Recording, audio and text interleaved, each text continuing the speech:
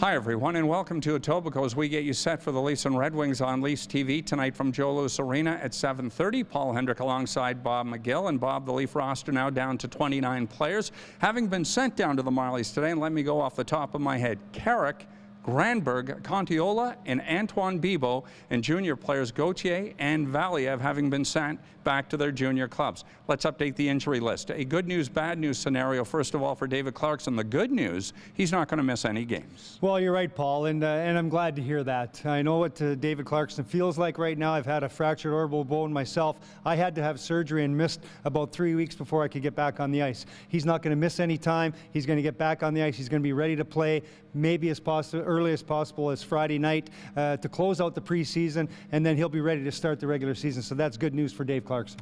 David Booth, by the way, a broken foot, out at least a month. That is bad news. And Cody Franson still being evaluated as of now. He has a bruised knee. That's going to impact several players, noticeably Corbinian Holzer, who's still with this club.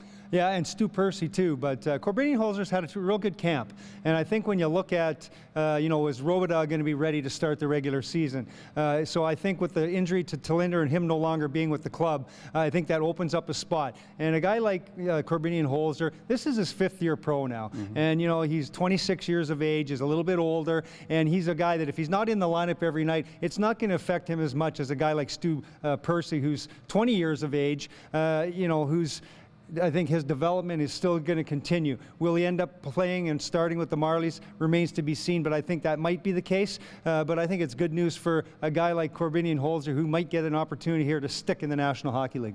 Levo, Love, and Kozin all still with the Toronto Maple Leafs as well as they continue tremendous training camps to date. The Leafs in Detroit tonight. James Reimer going the distance for the Maple Leafs, and Peter Mrazek will counter and play 2 periods for the Detroit Red Wings.